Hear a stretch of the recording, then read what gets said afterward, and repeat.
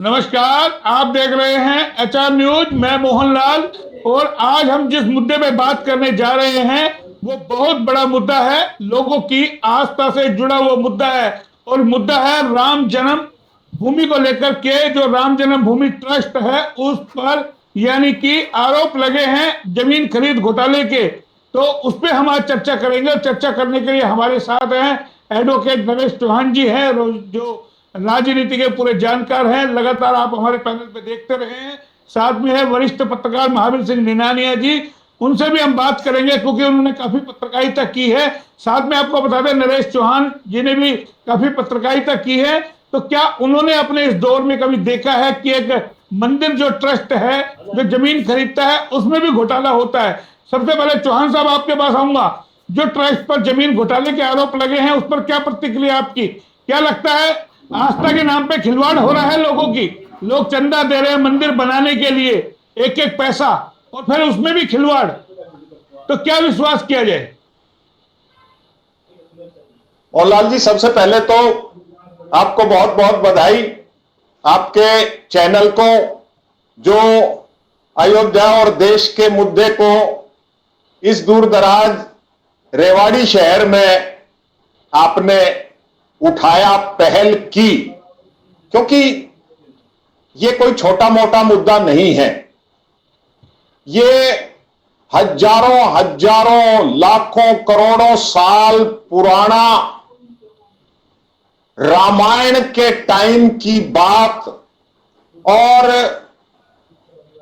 1950, 57, 59 से अदालती चक्कर काट रहा था मामला, जो जाके कहीं सुप्रीम कोर्ट ने 2019 में इसका फैसला किया और उस फैसले के मुताबिक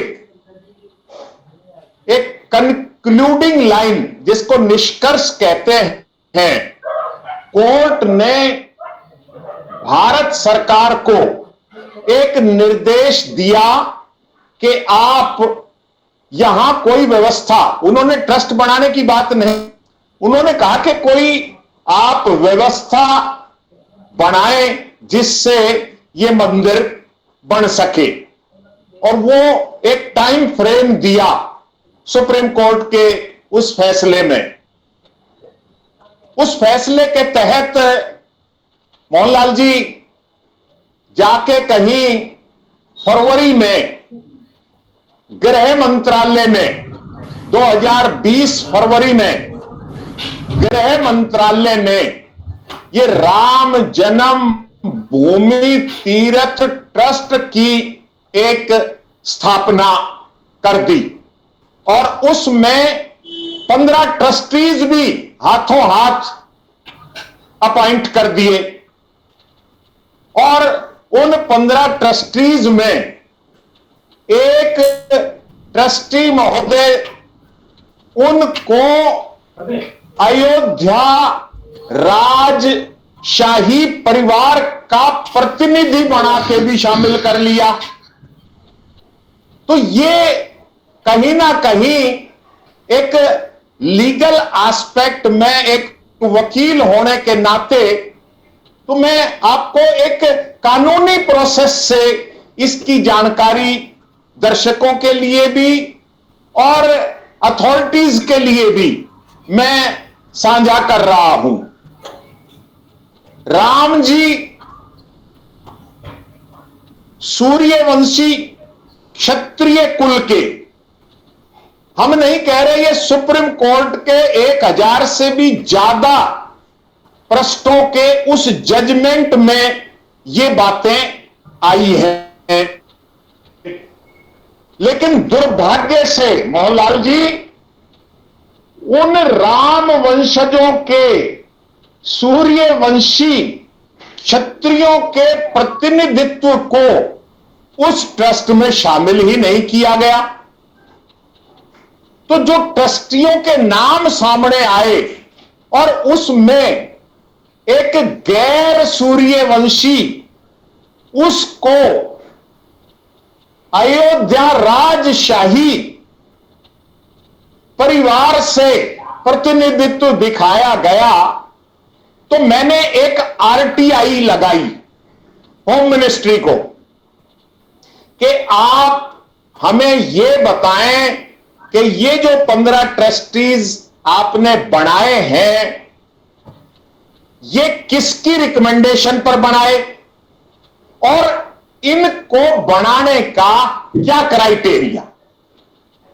मोहनलाल जी, चपरासी भी अगर सरकार लगाती है, होम मिनिस्ट्री तो बहुत बड़ी चीज है, अगर कोई महकमा चपरासी भी लगाता है, कमेटी भी कोई भर्ती करती है, तो वो उसका कहीं ना कहीं एक क्राइटेरिया फिक्स करते हैं कि उसकी ये योग्यता होनी चाहिए, ये उम्र होनी चाहिए, ये उसकी शिक्षा योग्यता होनी चाहिए, इनकम टैक्स देता है, गरीब है, बीपीएल है, क्या मतलब 100 तरह की वो चीजें लगती हैं। तो हमने सिर्फ ये जानकारी होम मिनिस्ट्री से मांगी और विशेष रूप से उन महाशय के बारे में कि भाई जिसको आप अयोध्या राजशाही परिवार उसका प्रतिनिधि बना रहे हो, क्योंकि अयोध्या राजवंश तो ब्रिटिश काल जब आया था 1850 के आसपास ही, वहां तो प्रोविंशियल स्टेट्स के तहत कंट्रोल में आ गया था और उससे पहले वहां कोई नवाब साहब थे, नवाबी चल रही थी। और भारत सरकार ने जब 1947 में 15 अगस्त को देश आजाद हुआ तो जो राजशाही थी, राजे रजवाड़े थे, उन सबको मर्ज कर लिया भारत सरकार में। उसमें कहीं कोई अयोध्या का जिक्र नहीं कि भाई ये भी कोई राज परिवार था, क्योंकि था ही नहीं। और आगे चल के 1970 के करीब उन रजवाड़ों के प्रीवी पर्स भी खत्म कर दिए।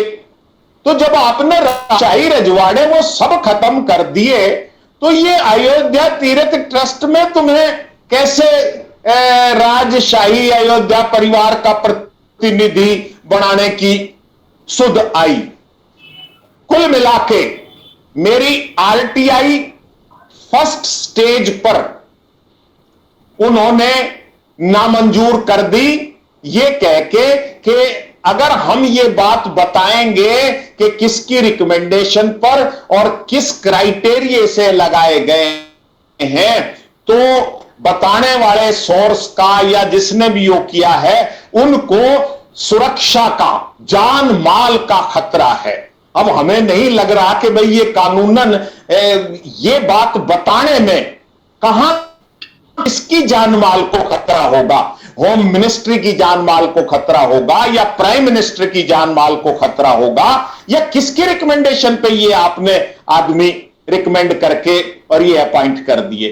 कोई बात नहीं, पहले अधिकारी ने हमारी आरटीआई रिजेक्ट कर दी, हमारे पास अपॉर्चुनिटी थी कानूनी कि हम उसकी अपील करें, मैंने उसकी अपील भी कर दी।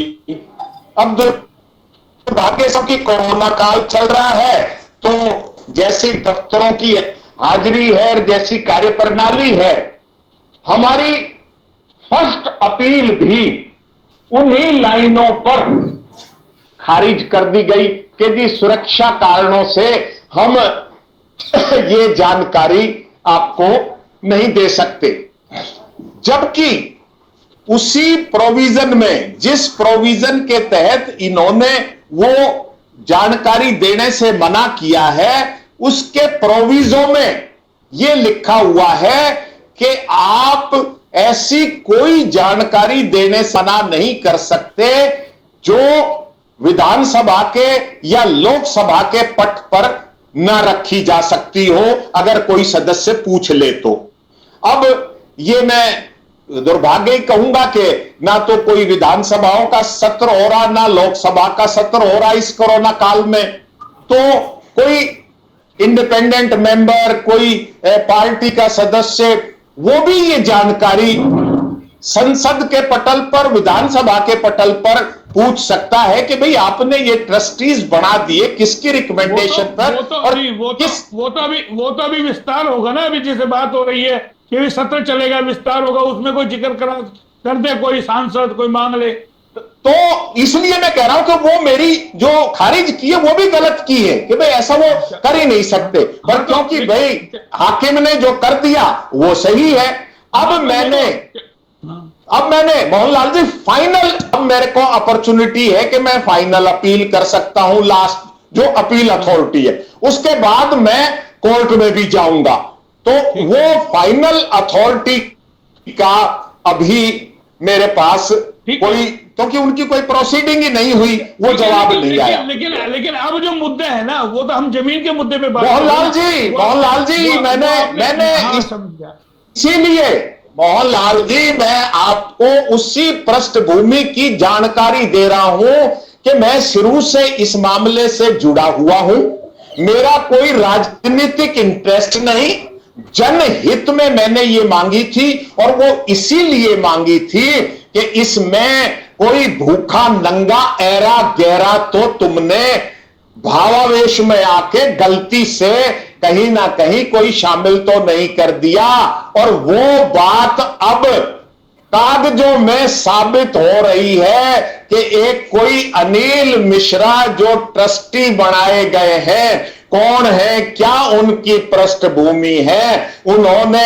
ऐसा खेला कर दिया जो एक आम आदमी भी, हमारे कोर्ट कचहरी में जो गवाही देते हैं ना, और ऐसे रजिस्ट्रियों पे जो नंबरदार की तरह से या गवाह के रूप में, उनको हम हलवा पूरी खाऊ गवाह कहते हैं कि भाई वो खा पी के या कुछ लेके जेब में उनके डाल दो, तो वो मर्जी आए एक आदमी की गवाही दे दें, दो की गवाही दे दें, थोक के भाव गवाही दे दें। तो अब जो इसमें खेला सामने आया है कि अनिल मिश्रा और अयोध्या का मेयर दोनों इकरारनामों में वही गवाह शामिल दिखाए गए हैं। वो ठीक है, वो तो तेज नारायण पांडे ने, और जो है आम आदमी पार्टी के संजय सिंह ने खुलासा कर दिया ना उस चीजों का, तो लेकिन मोहनलाल जी उस खुलासे से आगे की बात है, उनका एक राजनीतिक एंगल हो सकता है, हमारा और HR न्यूज का कोई पॉलिटिकल एजेंडा नहीं है। अब जो बातें छड़ के आ रही हैं, उन्होंने तो एक भंडाफोड़ कर दिया, लेकिन उनका आधा अधूरा भंडाफोड़ था, उन्हें जो जानकारी मिली, उसके बाद ट्रस्ट की तरफ से स्पष्टीकरण आया है, और अब लेटेस्ट जो है वो सुल्तान अंसारी या कौन है उसका भी चैनलों पर आ रहा है बार बार। तो उन सब बातों से जो एक बात निकल के आई है कि इस अंसारी के पिताजी ने कुसुम पाठक से 2011 में एग्रीमेंट किया था इस जमीन को खरीदने का 1 करोड़ रुपए में। तो 3 साल में जो आदमी, इस अंसारी का पिताजी 1 करोड़ रुपए नहीं जुटा पाया, उसने एग्रीमेंट फिर 3 साल के लिए बढ़वाया 2014 तक। उस टाइम भी वो बंदा 1 करोड़ रुपए नहीं जुटा पाया, फिर एग्रीमेंट की म्याद बढ़वाई गई 2017 तक। उस टाइम 2017 में सत्ता परिवर्तन हो गया था, और उसमें उसका जो ये अंसारी है, इसके साथ एक कोई तिवारी जी और शामिल हो जाते हैं, और फिर वो 2019 में फिर ये एग्रीमेंट होता है, और वो रकम बढ़ के 1 करोड़ से 2 करोड़ हो जाती है। ठीक है। अब ये है सवाल कानूनी मोहनलाल जी कि कुसुम पाठक को अब इस लेन देन में जमीन मार्च 2021 तक कुसुम पाठक की तो है जी, मालिक कुसुम पाठक है, कुसुम पाठक को 1 करोड़ से और 2 करोड़ पर लाके टेक दिया तुमने 10 साल में। मालिक तो वो है। ठीक है। और तुमने हिंदुओं का दम भरने वाले ये लोग, हिंदुओं की दुहाई देने वाले ये लोग, एक कुसुम पाठक ब्राह्मण महिला की जमीन एक मुसलमान को, आज उसका मैं बयान देख रहा था, 8.5 करोड़ तो उसके खाते में आ गए हैं। तो ये जो एक ही दिन में मार्च में थोड़े कुछ मिनटों के हिसाब से अंतर में जो एग्रीमेंट हुए और उनकी सफाई दी जा रही है, तो मैं एक लीगल बात, हम सुबह शाम तहसील कोर्ट कचहरी में ये केस देखते हैं, करते हैं। कुसुम पाठक का उस अंसारी और उसके पार्टनर से 2 करोड़ का ही तो सौदा था, और वो कहते हैं कि हमने पहले 1 लाख दिया और कुल मिला के 50 लाख रुपए हमने दे दिए। तो अगर कोई एग्रीमेंट मोहनलाल जी कैंसिल होता है तो जो रकम आपने दी है उसका उसमें लिखा होता है कि इसका डबल, अगर आप हमारा एग्रीमेंट पूरा नहीं करोगे तो मान लो 50 लाख इन्होंने दिए तो 1 करोड़ रुपए कुसुम पाठक को इनको लौटाने थे और वो एग्रीमेंट कैंसिल हो जाता, कोई दिक्कत नहीं। ज्यादा से ज्यादा मान लो 2 करोड़ की थी तो कुसुम पाठक इनको 2 करोड़ के 4 करोड़ रुपए दे देती, इनका एग्रीमेंट कैंसिल हो जाता। और जो प्रॉपर्टी डीलर है वो बीच में ऐसा ही करते हैं, और वो बीच में एग्रीमेंट एक बेनामी किसी के नाम करवा के और रजिस्ट्री फिर असल मालिक से, और जो असल रजिस्ट्री होनी है उसके नाम करवा देते हैं, अपना कमीशन खा लेते हैं। अभी इस प्रॉपर्टी की रजिस्ट्री होनी मोहनलाल जी बाकी है, अभी तो ये एग्रीमेंटों का ही खेला चल रहा है। वही तो हमारा तो ये है कि जो दाल में काला है कि वो मेयर का रिश्तेदार है जो इस अंसारी का पार्टनर है, और इन्होंने कहीं ना कहीं उस कुसुम पाठक के हक पर कुठाराघात करते हुए उसको तो 2 करोड़ में सुलटा दिया, और हाथों ही हाथ मार्च में ही उस सौदे को 18.5 करोड़ में, और जिसमें से 17 करोड़ इन्होंने अपने अपने खातों में डलवा भी लिए हैं। तो ये सबसे बड़ी कमी है। उसमें भी एक और चीज समझ में आ रही है ना। अभी देखिए, आप थोड़ा सा बता दूं मैं आपको, जो मुझे जानकारी मिल रही है कि जो उसके स्टाम्प खरीदे गए हैं रजिस्ट्री के 18 करोड़ वाले वो पहले, और जो 2 करोड़ वाला है उसका टाइमिंग बाद में है। सुन पा रहे हैं मुझे? और इस तरह की खबरें आ रही मीडिया में। अरे स्टाम्प पर उसकी तो वो तो कह रहे हैं कि अभी रजिस्ट्री होनी बाकी है। स्टाम्प पर वो तो जब खरीदी जाएंगी जब फाइनल रजिस्ट्री होगी। अभी ये खेल तो बैनामे पर ही चल रहा है। मीडिया में आ गई ना खबरें, स्टाम्प की भी तो आ रही है ना कि स्टाम्प आपका वो समझ रहे, तो वो चीज है। मैं इनके पास वो मान लिया, मैं कह रहा हूं कि वो सारी चीजें मान ली, लेकिन यहां बात आके अटक रही है कि आप बार बार कह रहे हो कि जी वो उसका वहां जमीनी रेट इतना है, तो कुसुम पाठक के लिए मार्च 2021 में 2 करोड़ में कैसे तुमने सुलटा दिया उसको? कुसुम पाठक के भी तो 15 करोड़ रुपए, उसको भी तो 18 करोड़ दो। नहीं, वो तो ये भी कह रहे हैं जमीन की एक्चुअली कीमत 24 करोड़, हमने तो कम में खरीदी 18 करोड़ में। 18 कुसुम को क्यों मार दिया? अरे कुसुम पाठक को क्यों बलि का बकरा बना दिया तुमने? और इस मुसलमान को, इस अंसारी को कैसे तुमने माला माल कर दिया? ये पैसा तो हिंदू भक्तों का है, इसमें कौन से मुसलमान ने पैसा दिया है? मतलब ये कहीं ना कहीं जो डील जो इनके गले की फांस बन रही है, और इसमें हम नहीं कह रहे, अब तो होम मिनिस्ट्री ने भी कागजात तलब कर लिए हैं, चीफ मिनिस्टर भी हरकत में आ गया है। हमारा सिर्फ मानना है कि इसकी जांच उच्च स्तरीय की जानी चाहिए, और इसमें अभी तो एक ईंट भी वहां नहीं लगी है। अभी तो 3-4 हजार करोड़ रुपए की वहां लागत लगनी है। आपने देखा होगा कि एक हफ्ते के अंदर ही ये ट्रस्ट बनने के 5-7 लाख रुपए के तो फर्जी चेक, और इनके खाते में से पैसा, वो भी मीडिया में आया, इनके खातों में से पैसा निकाल लिया। मतलब ये हो क्या रहा है? मतलब ये इस तरह से राम नाम की लूट जो मची हुई है उस पर, और क्योंकि सुप्रीम कोर्ट के आदेश से, सुप्रीम कोर्ट के उससे ये सारी चीजें हुई थी, तो मैं आपके माध्यम से इसकी एक उच्च स्तरीय सुप्रीम कोर्ट के उससे हम जांच करवाना चाहेंगे, इसकी मांग करते हैं। और ये अनिल मिश्रा को तत्काल प्रभाव से ट्रस्टी पद से हटाने की मांग करते हैं। वही रणदीप सुरजेवाला ने भी तो मांग की ना कि सुप्रीम कोर्ट इसकी उच्च स्तरीय जांच करवाए, कि सुप्रीम कोर्ट के संज्ञान में सारा मामला था।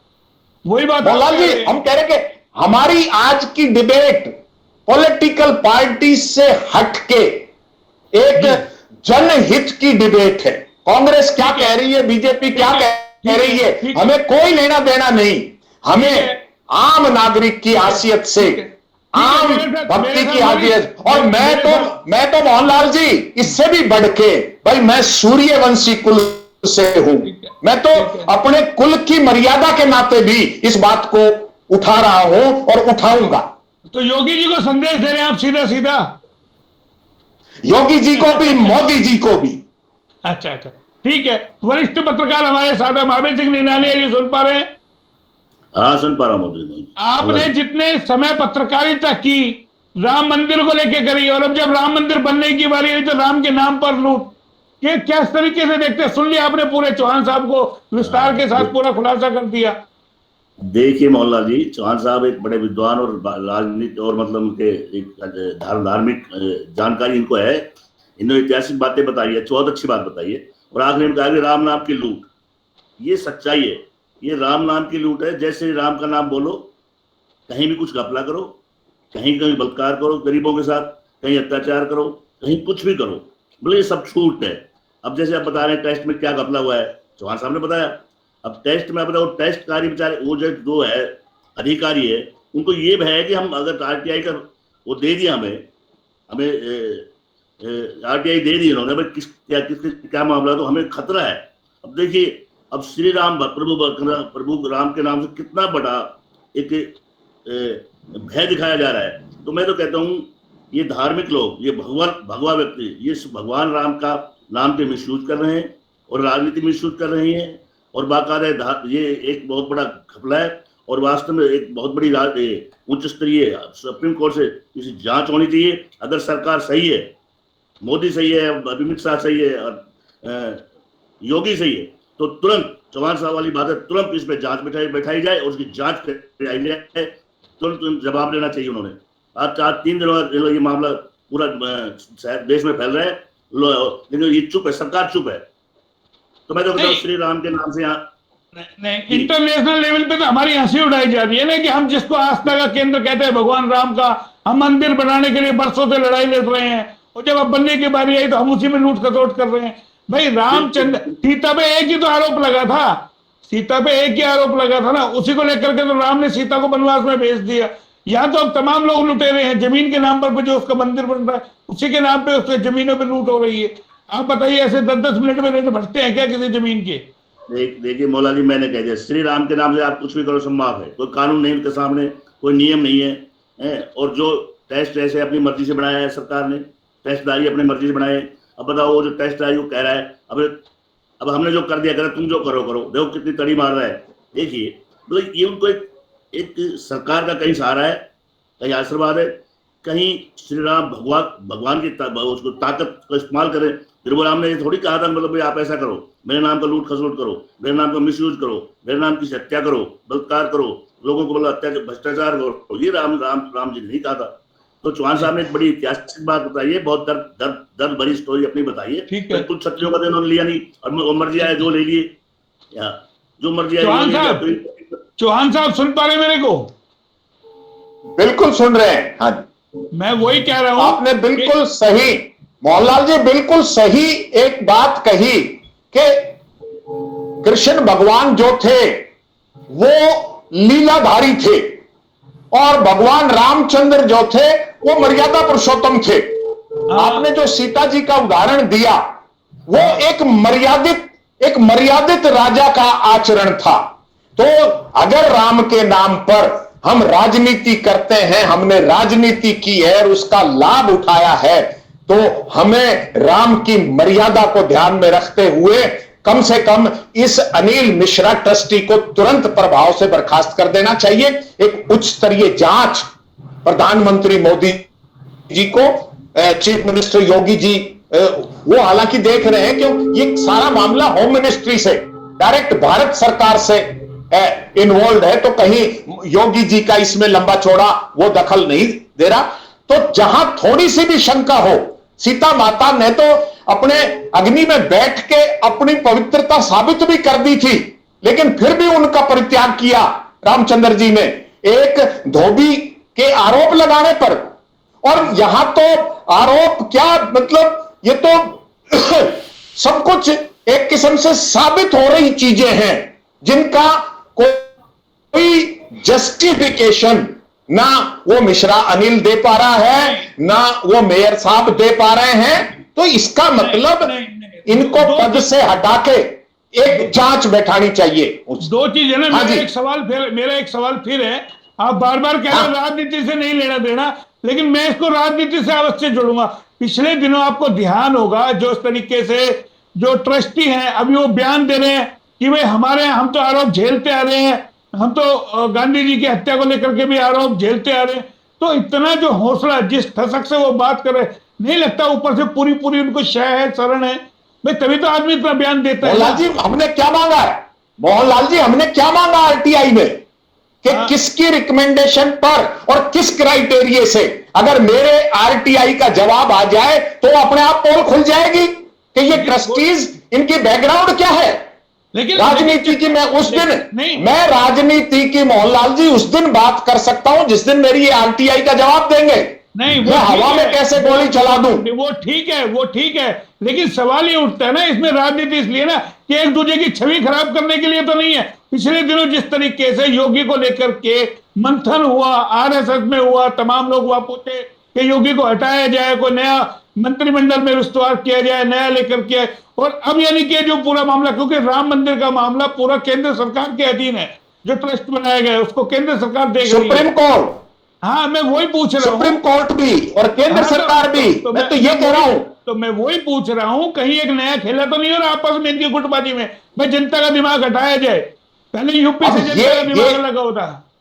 ये तो मोहनलाल जी एक अलग डिबेट का एंगल हो जाएगा, लेकिन जो आप राजनीति की, अगर कोई आदमी, अगर कोई सत्ताधारी इसमें इसको राजनीतिकरण विपक्ष पर आरोप लगाता है या विपक्ष को लपेटता है, वो दुर्भाग्य। कोई ट्रस्टी इसमें वही राजनीतिक भाषा बोलता है कि ये विरोधी, अरे तुम ट्रस्टी हो, तुम्हारा ट्रस्ट तो राम भक्तों ने डाला है, तुम्हें पार्टी से ऊपर उठ के सोचना चाहिए। तुम्हारे मुंह से लेकिन ये लफ्ज निकलना ही नहीं चाहिए कि ये चौहान साहब ट्रस्टी तो पार्टी नहीं बनाया है ना, राजनेताओं ने तो बनाया, वो कैसे उठ के ऊपर चला जाएगा? जब आप बताइए। अरे नहीं बनाना चाहिए था। क्राइटेरिया वही मैंने मांगा है कि क्या क्राइटेरिया था, होना चाहिए क्राइटेरिया। इसमें राजनीति से ऊपर उठकर लोगों को लिया जाना चाहिए था, जिनकी कोई एक्सपर्टाइज हो, जिनका कोई बहुत बड़ा योगदान हो, जिन्होंने उठा रहे थे। निनाने क्या कहना चाहेंगे? जी मैं तो ये कहता हूँ, चौहान साहब ने कहा अनिल मिश्रा मतलब इसको हटाया जाए, इस सारे टेस्ट को हटाया जाए, ये सारे सबको पता सारा और इसको दोबारा से टेस्ट बनाया जाए। और सरकार चुप है, सरकार को सब पता है। लेकिन सवाल ये उठता है ना, अरे जी सवाल कितने ट्रस्ट भंग करोगे आप? इससे पहले एक ट्रस्ट भंग कर दिया, जो यानी कि जब रामलला की जमीन को लेकर के विवाद चल रहा था, उसने विश्व हिंदू परिषद ने संगठन बनाया था, उसमें 1400 करोड़ का भी मामला चल रहा है, वो ट्रस्ट का क्या हुआ, लगातार मीडिया में वो भी खबरें आ रही है। अब नया ट्रस्ट बना दिया, मोहनलाल जी, तो कितने ट्रस्ट बंद करते रहोगे आप? मोहनलाल भाई करने पड़ेंगे, करने पड़ेंगे, करने पड़ेंगे मोहनलाल जी। ये तो मंदिरों अभी जो हजारों करोड़ चंदा जनता ने दिया वो कहाँ जाएगा फिर? हम वो तो बैंक अकाउंट में है, तो बैंक में है वो तो। अरे तो हम 18 करोड़ को गा रहे हैं, इससे पहले का भी तो ट्रस्ट का अकाउंट में होगा ना, वो पैसा क्यों नहीं लिया मंदिर में? अब नया चंदा भी तो किया जा रहा है ना, राम मंदिर का घर घर आकर के आपसे मांगा जा रहा है चंदा। जो खबरें जो आ रही है सोशल मीडिया पे लगातार नया ट्रस्ट बना दिया, जब आप जो बता रहे हैं वो यही तो उसी का तो रूप है ना। कितने ट्रस्ट आप बनाओगे? मोहनलाल जी एक मिनट चौहान साहब से एक बता रहा हूं आपको। इसीलिए मैं महावीर निनानिया की बात को तायद करता हूं कि जहां विवाद खड़ा हो जाए, जहां उंगली उठने लगे, सरकार को अपनी पारदर्शिता और जो सुप्रीम कोर्ट का फैसला आया है उसको मद्देनजर रखते हुए और एक क्राइटेरिया फिक्स करके अच्छे आदमियों को, इससे जुड़े हुए आदमियों को वोट की राजनीति से हटके आम नागरिक के हित की, अपने धर्म की मर्यादा की, आस्था का ध्यान रखते हुए नए ट्रस्टीज की, लेकिन लोगों की आस्था में जो डेंट लगा है उसकी कैसे भरपाई करेंगे जनाब? इतना बड़ा विवाद जब हो गया, पूरा देश इस पर हाहाकार कर रहा है, विदेशों में हमारी अच्छा हो रही है। इससे अच्छा काम करके उसको बहाल किया जा सकता है, एक सख्त कार्रवाई करके इसको बहाल किया जा सकता है। निनानिया जी, उस डेंट को कैसे ठीक किया जा सकता है? ऐसा जी, ये कौन सा बारे बताना मेरे को, पर्सन क्या क्या मैं कह रहा हूं जी, इतना बड़ा डेंट लग गया देश की छवि को कि हम राम मंदिर के नाम पे बना रहे हैं, लोगों की आस्था से खिलवाड़ हो रहा है, उस जमीन में भी हम पैसा कमा रहे हैं, घोटाला कर रहे हैं, तो कैसे लोगों की आस्था में विश्वास जगेगा दोबारा से? लोग क्यों विश्वास करेंगे? देखिए मोहनलाल जी, आस्था तो रहेगी कहाँ? अब देखिए जो ये मामला, ये जो भ्रष्टाचार का मामला चला है कल 3 दिन से, तो जितने बीजेपी वाले हैं, जितने आरएस वाले हैं, बोले इसमें पर्दा डालने की, इधर उधर की तोड़ मरोड़ की बात कर रहे हैं डिबेट पर। आप देखिए, आप ये पर्दा आप कैसे डालोगे? सरकार का पूरा हाथ, देखो मेरा आरोप है सरकार का पूरा हाथ है, जो सारे के सारे बीजेपी वाले उसको मंदिर को कर रहे हैं, भाई ये ऐसा नहीं हुआ, ऐसा नहीं हुआ, ये नू है। तो इस कहने का मतलब क्या है? ये इनकी सह है कहीं ना कहीं बीजेपी आरएसएस की इसके साथ। आप कैसे पूरा नहीं कर सकते? चलिए, आपने जांच की मांग उठाई है, देखने वाली बात यह है कि सरकार कब तक इस पे जांच करवाती है, सुप्रीम कोर्ट कब तक इस पे संज्ञान लेती है। तमाम आप दोनों मेरे साथ पैनल में जुड़े, आपका बहुत बहुत धन्यवाद। फिर आएंगे किसी नए टॉपिक पे, तब तक के लिए नमस्कार।